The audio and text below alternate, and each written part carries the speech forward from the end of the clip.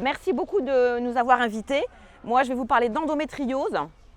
On en parle beaucoup en ce moment, on en a peu parlé avant. Plus fort encore ou ça va? Ça va? Ok.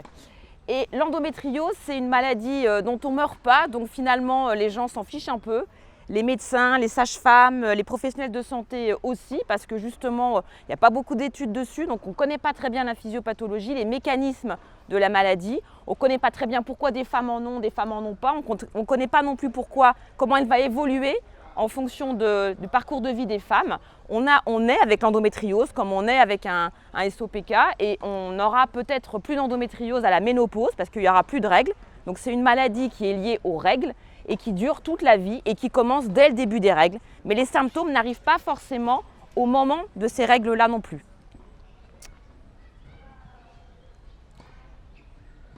Aujourd'hui, c'est une femme sur 10, et encore je suis généreuse, pour ne pas dire deux femmes sur 10, plutôt 20% des femmes ont une endométriose. C'est énorme dans la population générale et dans le monde.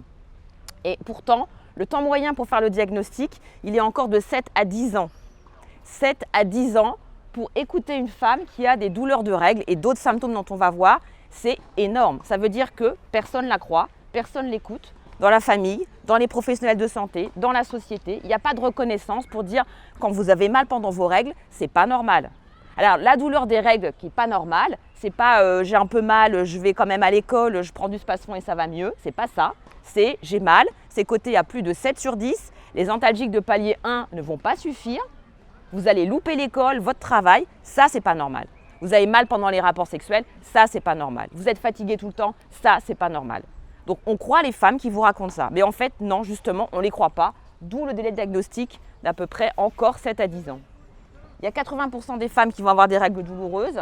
Il y a 25 à 40% qui vont souffrir pendant les rapports sexuels. Il y a 20 à 50% qui vont consulter parce qu'elles ont des problèmes de fertilité. Et ce n'est pas pour louper le cours de maths. Enfin, pas que. Les localisations et les symptômes.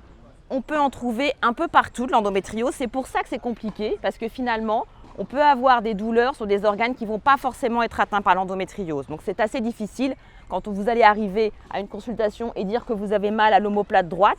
À chaque cycle, on va vous dire bah ouais c'est bon, je ne sais pas ce que vous avez mais c'est pas grave. Ça peut être de l'endométriose. Les localisations qu'on le retrouve le plus, c'est quand même évidemment dans le pelvis. Les localisations extra-péritonéales, en général, c'est 5%. Donc, ce n'est pas la majeure partie. Donc, il faut écouter les femmes qui vous disent qu'elles ont des douleurs dans le pelvis. Ça va être quoi comme localisation? La vessie, l'utérus, les ovaires, le côlon, les trompes. Et les symptômes qui vont aller avec, ça va être la fatigue, des règles douloureuses, l'infertilité, des troubles digestifs, des douleurs lombaires, des rapports sexuels douloureux. Une bonne méthode pour s'en rappeler, moi j'appelle la méthode des 6D, la règle des 6D. Dysménorrhée, douleur pendant les règles, comme je vous ai dit, avec une cotation, parce que ce n'est pas toutes les douleurs de règles qui sont de l'endométriose, mais en tout cas, plus de 7 sur 10 avec des antalgiques de palier 1 qui ne vont pas être suffisants, et l'absentéisme, et un autre signe extraordinaire, la bouillotte. Les femmes, les jeunes filles qui mettent des bouillottes à chaque cycle, pensez-y, parce que ce n'est pas normal non plus. Après, vous avez les dyspareunies profondes, les douleurs pendant les rapports sexuels. Pourquoi profond? Quelquefois, c'est plutôt le démarrage est profond et à force d'avoir mal tout le temps, on a mal aussi à l'intromission. Ça veut dire que quand vous avez par exemple le col de l'utérus qui est comme ça, les ligaments hétérosacrés qui sont là, les ligaments hétérosacrés ils accrochent l'utérus au sacrum. Le rectum il est juste au milieu derrière, donc ça c'est en arrière. Je suis l'utérus, les trompes, les ovaires et je m'accroche derrière au sacrum et les deux ligaments c'est mes deux bras. Le rectum est au milieu. Quand vous avez un rapport sexuel profond, c'est-à-dire une position profonde. Je mine pas. Donc, le col, les deux ligaments, le pénis, bam, il va les taper pile poil sur les ligaments qui peuvent être atteints. Et ça fait comme si on tapait sur un bleu. Donc, à chaque rapport, vous imaginez la douleur sympa, vous avez un gros bleu sur la cuisse et vous vous foutez un coup dessus. Ça donne une image de la douleur. Donc, c'est ça que ça fait. Donc, on n'a pas tellement envie d'avoir des rapports quand on a mal. Les symptômes urinaires, on appelle donc dysurie, le fameux 3e D, ça va être j'ai envie de faire pipi tout le temps, j'ai comme l'impression que j'ai des infections urinaires tous les mois, sans germes. Alors on fait des tonnes d'examens des urines qui se relèvent stériles parce qu'il n'y a pas de germes, mais c'est cette sensation d'infection urinaire sans germes, ça c'est aussi typique de l'endométriose. Les douleurs pelviennes chroniques, ça veut dire que j'ai mal pendant mes règles et puis après j'ai mal en dehors de mes règles. Ça commence pendant mes règles, pendant quelques années, et puis à force qu'on ne m'écoute pas, et bien finalement j'ai mal tout le temps. La dysfertilité, donc une difficulté pour avoir un enfant, ça veut dire que ça ne rend pas stérile l'endométriose. Il y a plus de femmes qui vont consulter pour avoir des enfants en AMP, c'est parce que justement il y a cette dysfertilité. Donc il y a un biais de recrutement où il y a plus de femmes qui vont faire un parcours PMA. Mais ça ne veut pas dire que ça rend stérile, ça ne rend pas stérile. En tout cas, ça dépend aussi de la localisation qui peut expliquer cette dysfertilité. Et a priori, on est encore deux pour faire des enfants. L'homme, il a le droit d'avoir un problème spermatozoïde. Donc, il faut aussi penser à ça. Toutes les petites douleurs que vous pouvez avoir en dehors des règles qui sont liées aux phénomènes inflammatoires et aux adhérences que ça va créer dans le pelvis. Les douleurs à l'omoplate droite, comme je vous disais, la scapulalgie, où on va essayer de regarder s'il n'y a pas une atteinte du diaphragme. Les localisations qu'on peut avoir aussi, c'est après une césarienne, on peut avoir des localisations sur la cicatrice de césarienne et au niveau de l'ombilic. Et les femmes, elles saignent du nombril. Il y a un petit nodule, ou un gros d'ailleurs. Et puis tous les petits symptômes associés qui sont hyper importants, la fatigue. Quand on a mal, on est fatigué. C'est fatigant d'avoir mal tout le temps. C'est pas dans la tête des femmes. Les troubles digestifs, pourquoi? Ligament droit, ligament gauche, rectum.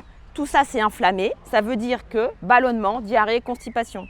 Et là, vous avez la panoplie de ce qu'on appelle le côlon irritable.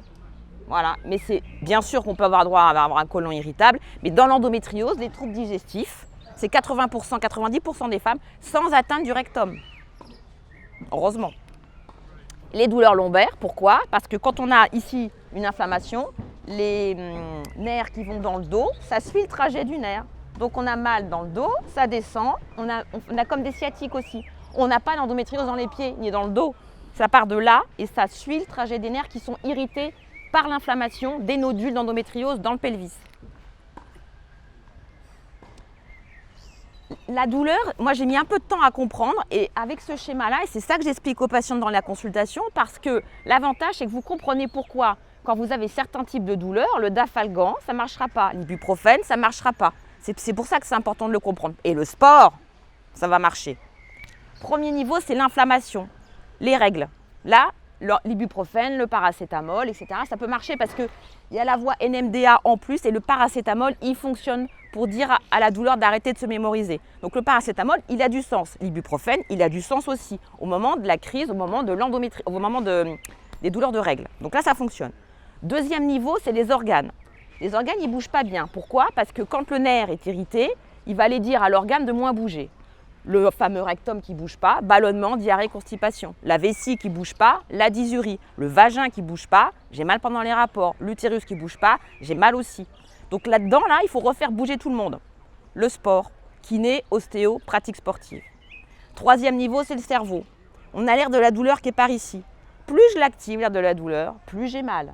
Alors, ça ne dit pas que la douleur est dans la tête, pas du tout. Mais en tout cas, notre cerveau, il a la capacité de nous aider à gérer la douleur et de casser le cercle vicieux de la douleur et le cercle vicieux aussi de la dépression. Moins je fais de choses, plus je suis fatiguée, plus je déprime. Moins je fais de choses, plus je suis fatiguée, plus je déprime. Et hop, c'est parti.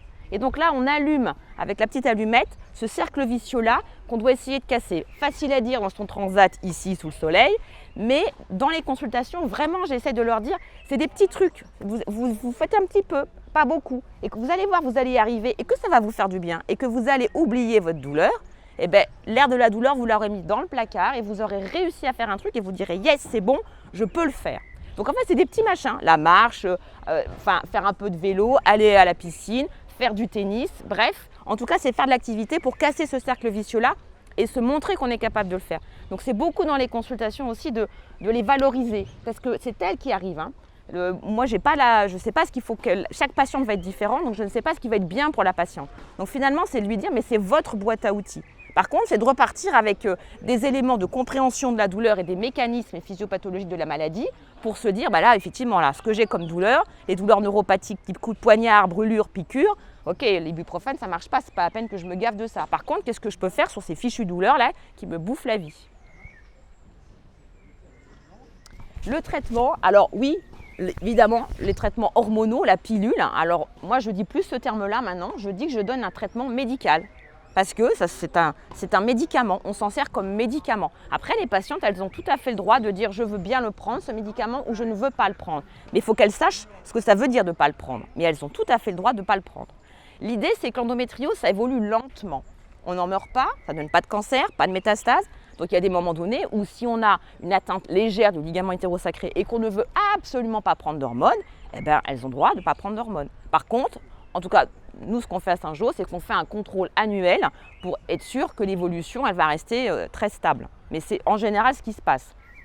Donc le traitement en continu ou en discontinu. Sur les études, ils ont montré que s'il n'y avait pas vraiment de dysménorrhée, de douleur pendant les règles, on pouvait ne pas donner la pilule en continu. Il y a des femmes qui veulent absolument avoir leurs règles. Il faut aussi leur expliquer que les règles ne restent pas coincées quelque part. Hein. Parce qu'il y en a qui se disent oh là là, le sang qui est pas là, où est-ce qu'il va aller ok, non, il n'y existe pas. Donc en fait, il va pas quelque part coincé entre la poire et le fromage. Non, il n'y a pas de sang, il n'y a pas de règles. Donc c'est pas la peine de s'inquiéter là-dessus. Mais pour des femmes, c'est tellement important d'avoir ces règles parce que c'est ça être une femme. Eh ben voilà, on écoute, voilà, c'est comme ça. Moi perso, j'étais ravie. Je parle pas de la ménopause encore. Mais je me dis, yes, putain, plus les règles que le pied. Mais en fait, ça dépend des gens. Donc, il faut écouter et faire en fonction des gens, enfin des femmes, ce qu'elles ont envie d'avoir ou pas. Donc, discontinu ou continu. Quand il y a des dysménorrhées, par contre, il faut vraiment leur dire, c'est quand même mieux de la prendre en continu parce que justement, si votre plainte principale, c'est les douleurs de règles, ben là, mine de rien, quand même, c'est un peu ça l'idée. Après, ça veut dire aussi que si elles prennent la pilule, qu'elles sont en aménorrhée, qu'elles n'ont pas de règles, elle est à peu près bien tolérée parce que bien évidemment, les effets secondaires, c'est toujours une question de balance bénéfice-risque. Donc il faut au moins attendre 3-4 mois pour voir les effets secondaires qui vont continuer ou pas et comment elle va tolérer cette pilule. Ensuite, après, il faut dire aussi qu'il peut y avoir des spottings, il peut y avoir des saignements. Et ça, c'est la grosse question à chaque fois qu'on prend la pilule. Et elles arrivent en général, quelquefois les jeunes, elles ont déjà essayé 15 pilules. Parce qu'au bout du premier mois, elles ont toujours mal. Alors elles changent. Le médecin, il fait quoi? Il change la pilule parce qu'elles ont toujours mal. Non.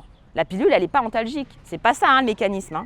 Donc vous voyez, si on comprend le mécanisme, on sait que la pilule, elle ne sera pas antalgique.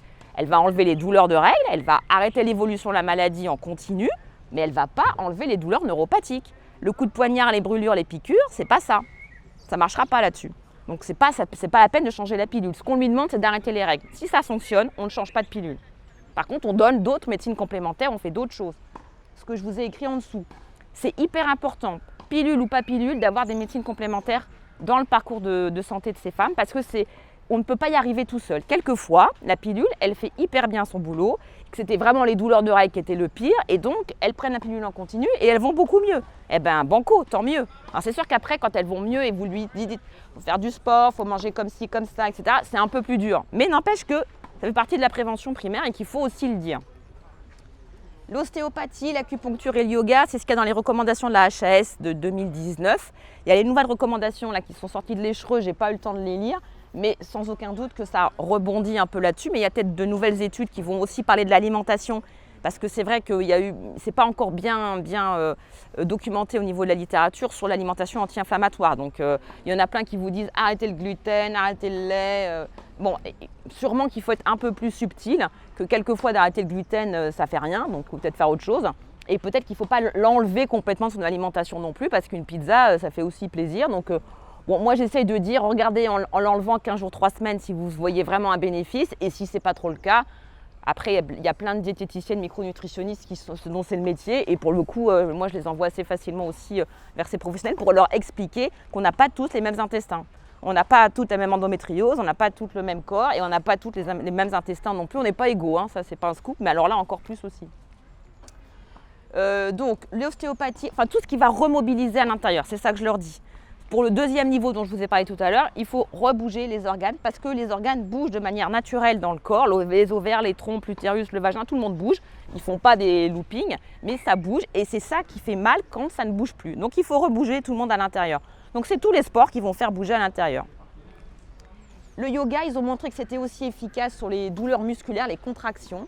Et l'activité physique, ils ont aussi montré un peu que c'était efficace. La gymnastique, on dit doux, mais moi je vois plein de patients qui font de la boxe. Donc moi je leur dis, banco, si ça vous fait du bien de faire de la boxe, faites de la boxe. Ça ne sert à rien de prescrire de proposer des sports doux si elles ont envie de faire autre chose en tout cas. La pratique qui fonctionne le mieux, c'est plutôt 3 fois par semaine qu'un grand coup le samedi matin. Ça marche mieux comme ça en tout cas. Là, j'ai repris un peu ce que dit dans un parcours qu'on a mis en place, dont je vous parlerai juste après, hein, le parcours HDJ, comme on a fait pour la ménopause et le SOPK. On a fait ça aussi pour l'endométriose. Et donc ça, c'est un petit document que donne Émilie Lemétayer, qui est kiné ostéo et qui fait un atelier physique dans ce parcours-là. Ce qu'elle dit, c'est de se faire du bien, de faire des assouplissements, des mobilisations des articulations, que ça libère des endorphines, la sérotonine et de la dopamine, et que pour le coup, on est apaisé et moins stressé et qu'on dort mieux. Les recommandations de la HAS, elle vous en a parlé, Nathalie, parce qu'il y a effectivement un guide de promotion qui est sorti dont on peut se servir. Et j'ai repris la dernière étude de 2017 qui a fait un essai sur 20 patientes avec un programme sur 8 semaines pour les femmes sédentaires et qui a montré des effets bénéfiques sur la douleur, sur la qualité de vie et sur le ressenti qu'on a de soi, de son corps. Comment on fait du sport?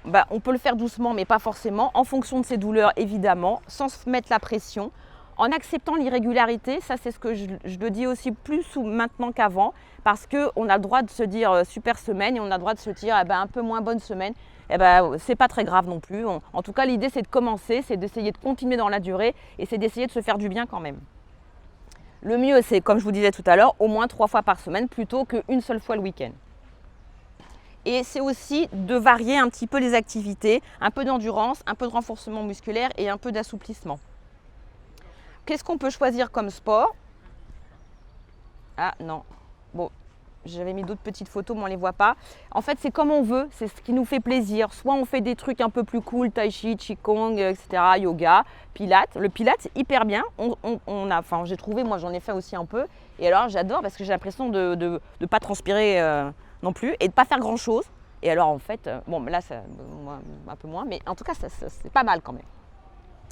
Et on peut faire aussi des trucs beaucoup plus cardio, comme le vélo, l'elliptique, le rameur, le footing, la natation, le tennis évidemment, le tennis aussi. Et puis on peut faire de la boxe et du Krav Maga pour se défouler. Et je vous dis, moi j'étais étonnée de voir le nombre de patientes qui font de la boxe et qui ont l'endométriose. Comme je vous disais, les nouveautés à Saint-Jean, c'est les nouveaux parcours qu'on appelle UMAB HDJ, hospitalisation de jour. Vous rentrez le matin, vous ressortez le soir, vous mangez un petit truc au milieu, plein de gluten, on n'est pas encore très bon là-dessus. Échographie, sexologie et puis diététique avec, dans ce parcours-là, l'intervention de la kiné ostéo dont je vous ai parlé. On fait aussi un parcours d'éducation thérapeutique du patient. Là aussi, c'est une carte à jouer hyper intéressante parce que ce n'est pas la même chose que la consultation. Et vraiment, on a commencé ça il y a à peu près 1 an. On a fait 2 sessions de 3 jours. Et pour le coup, j'ai participé à la session pour expliquer l'endométriose aux patientes. Et j'ai fait des consultations aussi. Et j'ai trouvé que vraiment, c'était une approche parallèle, passionnante, c'est pas du tout la même chose. Ce qui est génial, c'est qu'elles se parlent entre elles se donnent des billes entre elles, et finalement, nous on écoute. D'ailleurs, je prends des idées aussi parce que je donne des idées aux patientes au moment de la consultation, et ça, c'est vraiment génial. Et c'est incroyable l'effet que ça peut avoir. Évidemment, il faut aimer le groupe. C'est sûr que celles qui n'aiment pas ça, elles ne vont pas venir. Mais grosso modo, celles qui aiment, ça marche du tonnerre. Donc on a mis ce parcours-là aussi. On le fait avec l'association EndoMind. Sur l'endométriose, vous avez quand même 2 grosses associations, EndoMind, EndoFrance, qui font des choses merveilleuses, qui sont très fortes avec les pouvoirs publics aussi pour faire avancer aussi la recherche. Voilà, donc là on fait 8 ateliers environ. Elles choisissent au moins 4 ateliers. C'est pris en charge par l'ARS et vous devez faire dans ce parcours-là un bilan avant, un bilan après pour chaque patiente. La filière Endo-Sud, je vous en parle parce que pour le coup, je la coordonne depuis quelques mois. L'ARS aussi, et normalement ça doit se faire dans la stratégie nationale qui est sortie par le nouveau ex-président Emmanuel Macron. Et pour le coup, il a tout d'un coup, il s'est dit à la fin de son mandat, voilà, l'endométriose, il faut faire quelque chose. Donc ça tombait bien. Donc il a fait quelque chose. Et on doit s'organiser tous en filière pour mailler le territoire. Parce que les femmes qui attendent 7 à 10 ans, c'est parce que, comme je vous disais, elles ne sont pas crues, elles ne sont pas écoutées, mais au sein de leur famille, dans la société et avec les professionnels de santé que nous sommes. Donc ça veut dire qu'il faut apprendre à écouter la douleur des femmes et les croire. Parce que je ne vous dis pas le nombre de femmes que je vois en consultation qui ont erré, qui ont fait 5 IRM, 3 échographies, qui ont pris 15 pilules et qui en fait ont toujours d'endométriose ou pas de diagnostic ou un diagnostic et mal accompagné en tout cas. Parce que certains médecins ne voient que la chirurgie, c'est 30% des femmes et on en revient parce que ça donne des douleurs neuropathiques évidemment aussi. Et puis après, il y a toutes les autres, 70% des femmes qui ne vont pas être opérées. Ces 70% des femmes là, où est-ce qu'elles sont ? La filière, c'est censé faire ça, c'est censé mailler le territoire de l'Île-de-France et de la France, c'est censé former, sensibiliser les professionnels de santé, c'est censé avoir un annuaire pour que les patients trouvent de proximité la personne qui va être formée et les pros qui n'ont pas envie de s'en occuper, parce qu'ils ont le droit aussi, de renvoyer au bon endroit, au bon moment et le plus tôt possible, dès l'adolescence. Et merci beaucoup.